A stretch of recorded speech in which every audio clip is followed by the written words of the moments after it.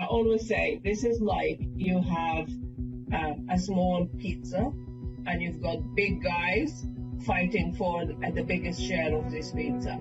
So crumbs are left for everybody else.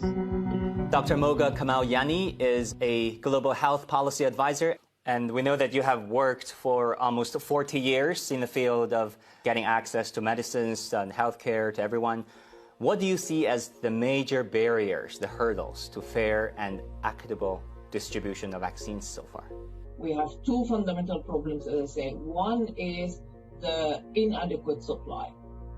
The second one is the supply that we have has been hoarded by rich countries.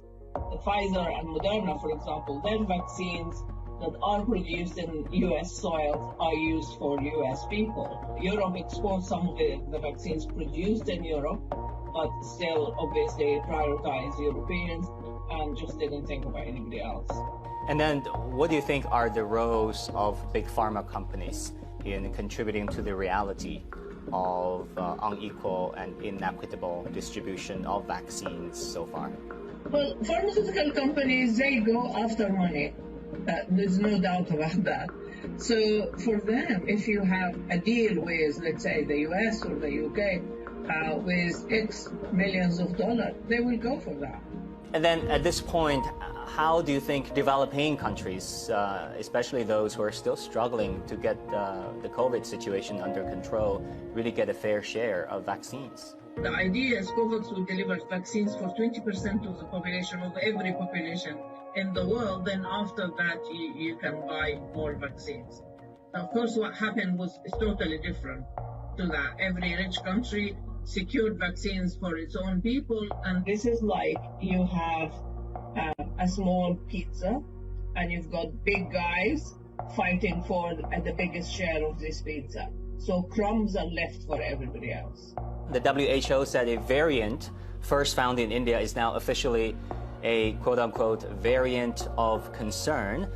How concerned are you that the virus will mutate and grow fast and make vaccination less useful, if at all? The People's Vaccine Alliance that I work for, they did a survey of a number of epidemiologists. A huge percentage of them are extremely worried that there would be a variant that would not respond to the vaccines. If that variant or any other variant is resistant to vaccines, these variants don't need visas to cross borders. All the money and all the efforts just would go up in there. So it is really important to have enough supply to vaccinate all the world as soon as possible.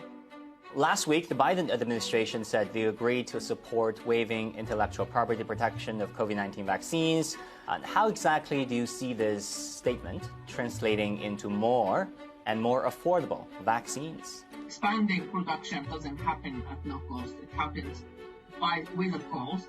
But the more important thing than the money is the sharing technology and waiving intellectual property. We want to break monopoly on technology, whether that monopoly is secured by intellectual property rights or by anything else, because medicine is, it's about life. It's about the human right to life, and particularly in a pandemic. If you don't wait during a pandemic, when would you do that? Yeah, we remember recently data showing China and Europe exporting half of the vaccines they have produced, while the United States and United Kingdom, unfortunately, had to keep much of the production to their own citizens. Then how do you look at the role of China in the global production and distribution of vaccines? We have at least two companies that have vaccines in the market. Sinopharm particularly had an approval, emergency authorization from the World Health Organization a couple of days ago, which means that, okay, they will have a vaccine that's effective 79% in preventing the symptoms and almost 100% in preventing death. So this is really good news. So these vaccines can be obviously expanded and they can be sold to developing countries.